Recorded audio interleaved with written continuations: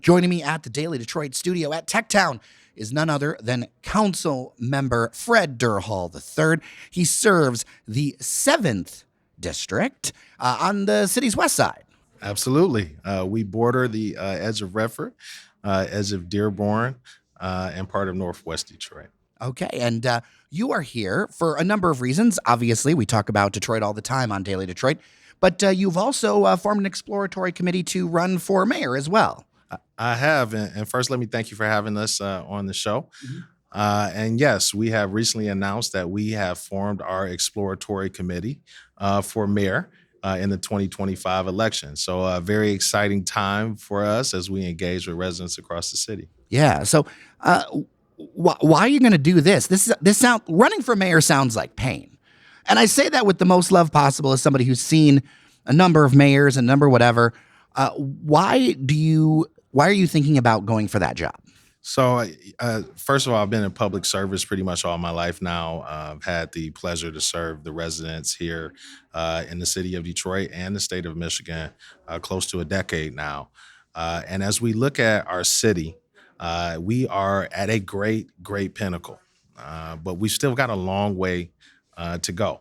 And a lot of that is going to involve bringing folks together. And I think we have a track record of doing that, not only here in the city of Detroit from my time on council, but in the state legislature. So I know it sounds crazy to do, but I also feel when you're called to serve, you have to serve. So as you see Detroit right now, it's undeniable that there's been an amount of progress and change in the last few years. But what are some areas where you're thinking, hey, there are some things that I can add to the table? So as we look at Detroit's growth, which has been tremendous, I got to give a great shout out to Mayor Duggan, who I think has been just an instrumental part, him and his administration. They've played an amazing role to revitalize Detroit. There still are a couple issues that exist.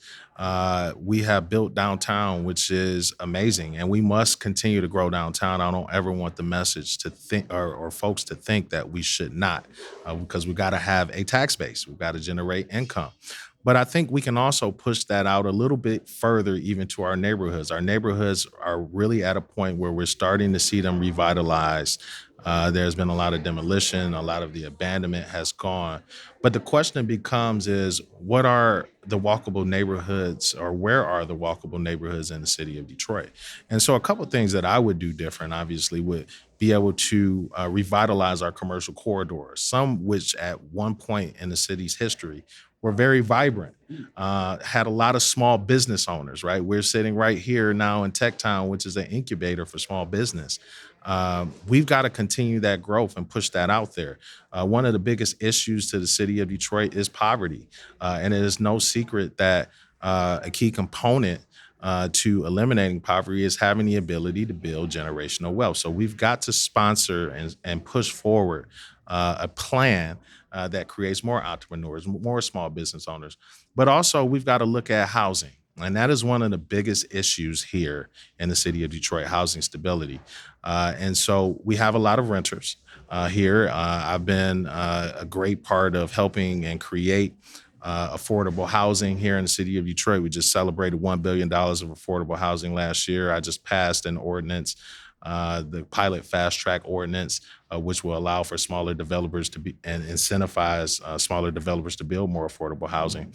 But yet we haven't really connected that to the path to home ownership. That's what repopulates the neighborhoods. And so those are a few things that I would like to do, and obviously continue to improve city services. Make sure that they are efficient, make sure that they are timely, and something that residents can be proud of.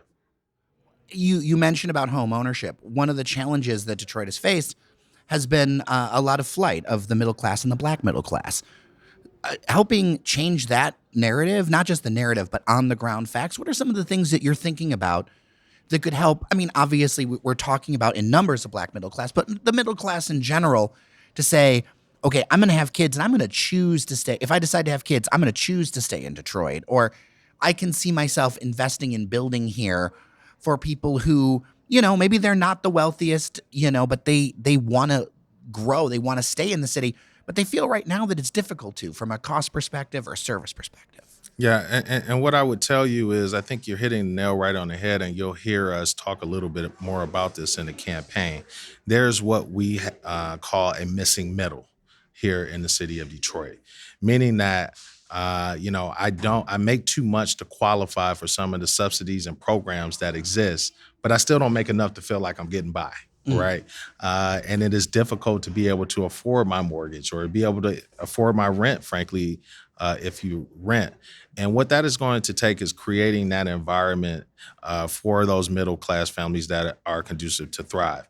And what that means is examining how we look at our tax structure and having tough conversations in Lansing, which I am accustomed to serving as a former state representative, of how we can get more. For our residents, whether that's statutory revenue sharing or whether that is other programs that we expand regardless to what those income levels are, to make sure that those folks who are quote unquote in the missing middle still have the opportunity to get access to those programs. And another deeper conversation when you talk about attracting folks here and staying in neighborhoods, folks move to neighborhoods that are safe, that have good schools. So we've got to continue to increase on public safety to make sure that our neighborhoods are safe. We've seen some of the lowest homicide rates that we've had in over 30 years.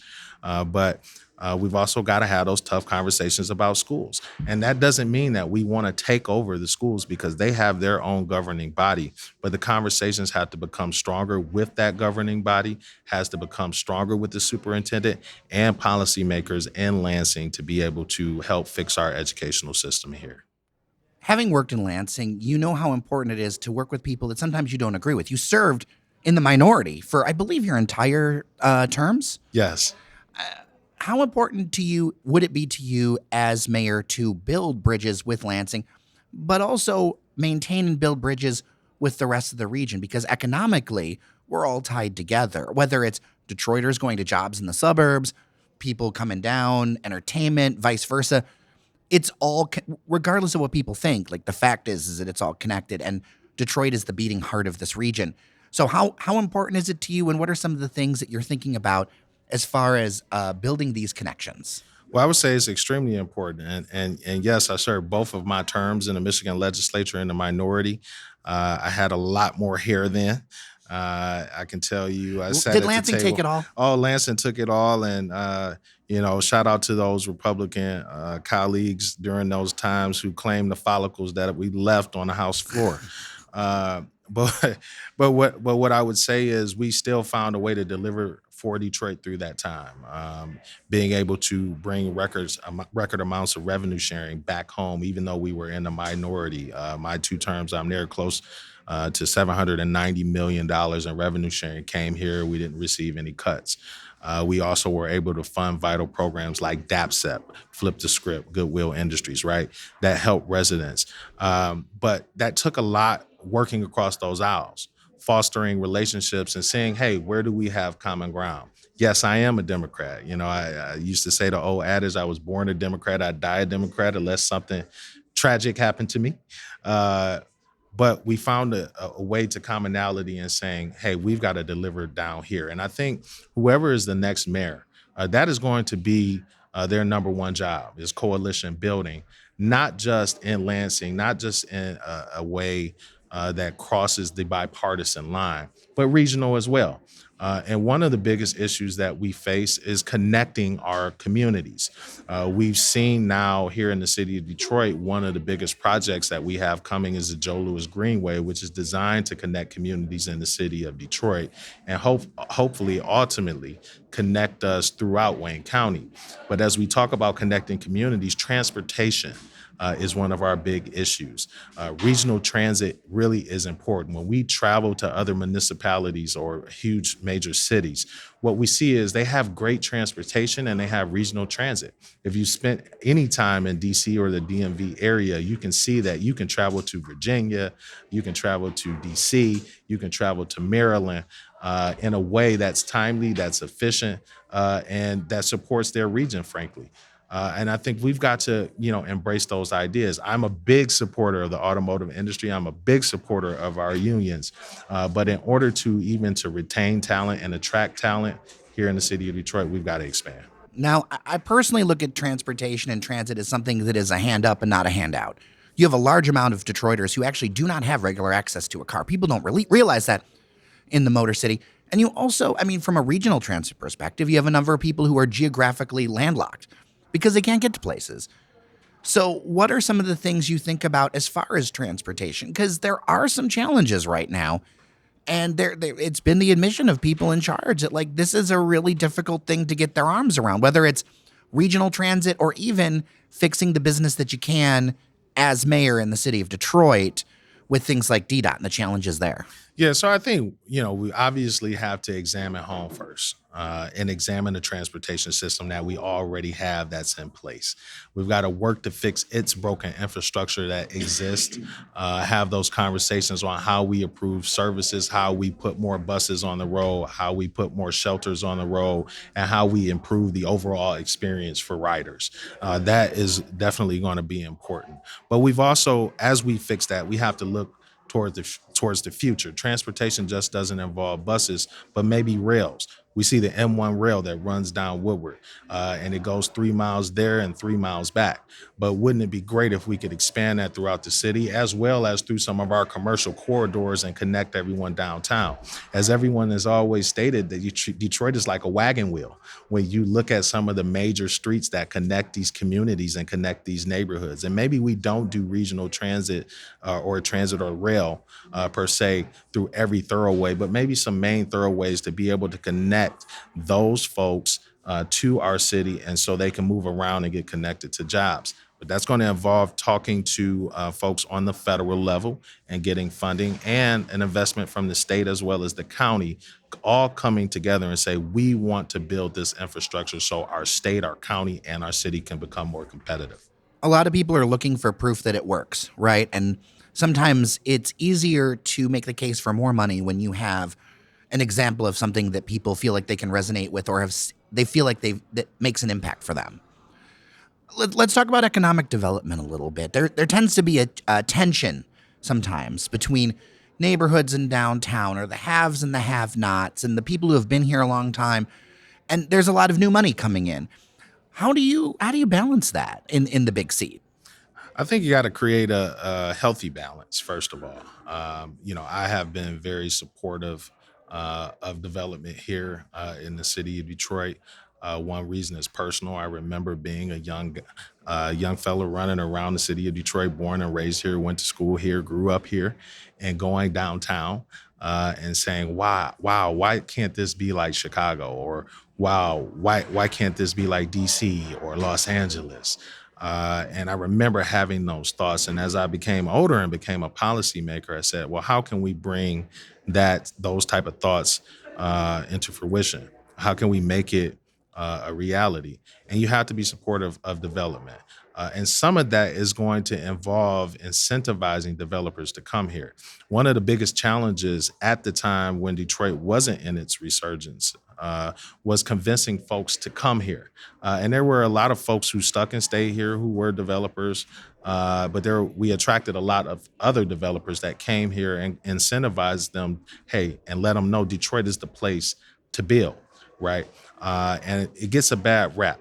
We've kind of got to eliminate that us versus them type of thought, or the downtown versus the neighborhoods type of thought, because what development really does is help spark and spawn employment, which is still a huge issue here in the city of Detroit. And so, as I look at development, I want to create more jobs. I want to create a tax base where we can generate more income tax revenue from these jobs that we can put back into the neighborhoods to continue to stabilize them and continue to make it safe. But creating that healthy balance is making some tough decisions. Are the development projects that we support going to ultimately pay dividend to what we really want to see here in the city? And you have to ask those tough questions. But you also have to take a chance. And I'll give you an example. Columbus, one of the fastest growing cities in the nation. Columbus, by the way, Ohio. If you're listening, it is my personal belief nothing good comes from Ohio. But I love Michigan. But when you see Columbus, though, right?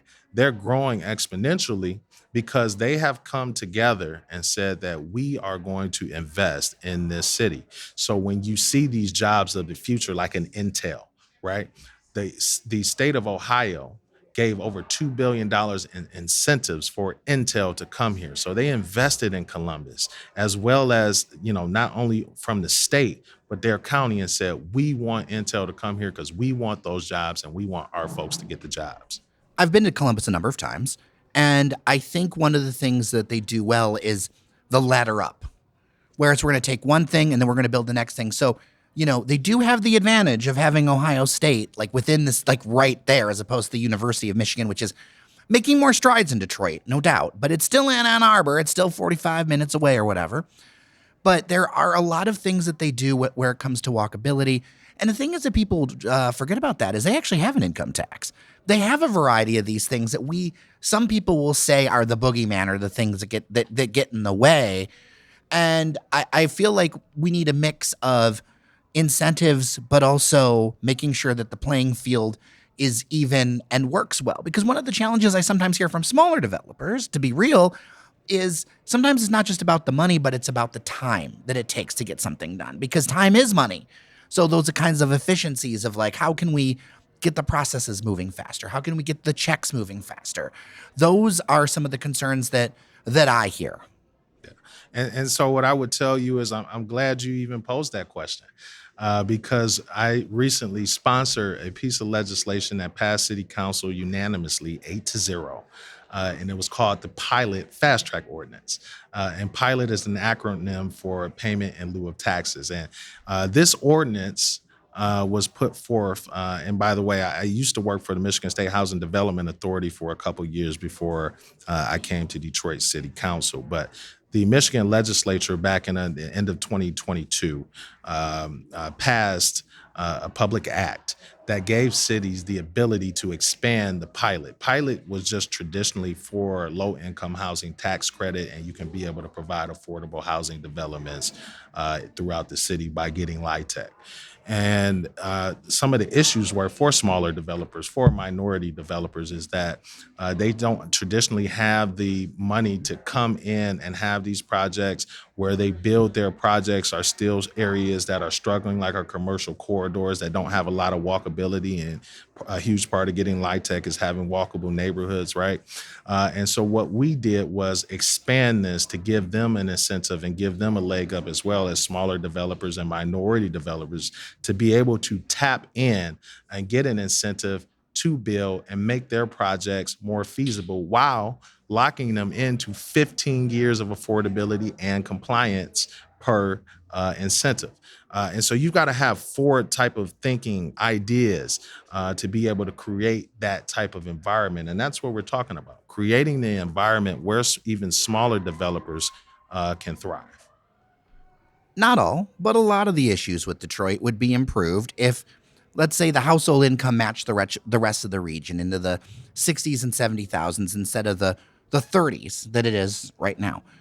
How do you envision opening as many doors as possible for people to lift up? Of course, bring in more people to the city, growing the city. We've got a lot of room. I mean, we used to be 1.8 million people, but that can't be the only answer. It's got to be about lifting up. So what are some of your ideas about lifting up so that comeback is as equitable as possible and people have as many opportunities to walk through those doors? So first, I believe it's about building a pipeline. You can attract the jobs here. You can attract major corporations here all you want. But they will argue that they will not hire folks who don't have the skills. And when the city of Detroit has started that and done a pretty good job, whether that's Skills for Life, whether even at an earlier age, grow Detroit's young talent, or I think there's the Detroit Promise program that doesn't get enough press. the Detroit Promise program, Jumpstart. Like there are many programs that feed and work to help feed in the pipeline, but we've got to do a better job at expanding those programs. But we've also got to be very pointed. We've got to work better with unions and skilled trades. Everybody's not going to go to college. We know that. But we've got to be able to work with them and grow that pipeline. So maybe folks become pipe fitters. Maybe they become plumbers. Maybe they become or operating engineers if we put them on the path to be able to do that.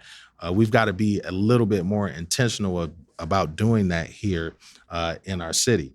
But another thing is we've got to connect to our schools. It's something that folks don't want to talk about all the time because it's not necessarily the most politically viable thing to do, particularly if you're running for mayor or if you sit on the city council, right? Because you don't make those decisions regarding education. We've got to connect our government to our educational system and grow that pipeline from the bottom up. And then when we also go and talk to corporations that come here, we've got to have those discussions that are fruitful and say, you want to build here, we want you to really hire Detroiters. I think we talk about that now, and I think we do a good job of trying to get as much as we can. But I'd like to see, and like to be, should I say, more intentional about doing that when we go into those rooms and saying, if we're going to create a development here, there is a community benefits ordinance that says, 50% of Detroiters have to be employed. But I mean, what does that mean if, again, those folks and what they're saying based off of the criteria of their jobs, that those folks cannot? Maybe we come and we talk to them. Okay, well, we know this is what the issue is. We have had the ability to create categories of folks' skills. So can you commit to this many jobs being all Detroiters who may not fall in that other skill category, but in this category? And so those are some of the type of discussions I believe that the next mayor has to have and continue. Yeah, there are a lot of challenges to wrestle with. I want to end on something more fun. Okay. Where do you go? Like, if I say to you, lunch and dinner, where do you send people? Somebody who, whether they're new to the city, somebody, maybe you want to shout out the West Side where you're from. I feel like I'm always outnumbered on this podcast as an East Sider. But where do you go? Where do you want to show some love in the city that you just like, this is good? Oh man, you're getting ready to kill me because I know tons of business owners around the city. Well, see, you're in the exploratory state, so it's not official. I This know. is on the. But what I would say is there are so many places here in the city of Detroit, right? There are new restaurants popping up like every week. It feels like we hear something new. Some I didn't know exist, but as a proponent of small business, I tell folks to go to small businesses or restaurants in their corridors. One of my favorites is close to the North End, right off of John R. Cafe Noir. And it's owned by two amazing small business owners, African-American business owners, who live in the adjacent community. And I think that is the type of story of success that we want to see duplicated around the city of Detroit. So when I talk about building commercial corridors here and creating a main street in every neighborhood and creating those walkable neighborhoods, I think the residents are going to play a big part in that. But any of your local restaurants, yes, go out and support them, whether it's Cafe Noir in District 7. We have In Harmony Cafe, which I hold a lot of coffee hours at and talk to residents. But there are also staples like Starter's Restaurant, which have amazing food, one of the original locations in District 7, and just so many other pop-ups that you are starting to see. So I encourage all residents to support your local businesses, local small businesses, frequent them, because that's how we keep those commercial corridors in our city alive. Listeners, don't get mad at him because I sprung all these on him. I didn't give him any of these questions ahead of time. Yeah, he put me on the spot right there. But I eat at a lot of at a lot of the restaurants around the city. I consider myself kind of a foodie. My wife, who I neglected to mention, is a vegetarian, and my kids are kind of like me. They're kind of like foodies, but we try a little bit of everything. At least once to be able to say that we supported those businesses and see if we really like it. I think that's part of the fun about being in Detroit, right? Going out and seeing things that you haven't done before. Fred Durhall III, Council District 7 and Exploratory Committee for Mayor. You might be running for mayor one day. Thank you so much. Thank you for your time on Daily Detroit. I really appreciate you stepping into the living room, if you will. Thank you, and I appreciate you having us to talk about our possible candidacy, and we'll be making a decision early January, and look forward to possibly coming back and having another conversation with you. For sure. And if people want to follow you and know more, what can they do?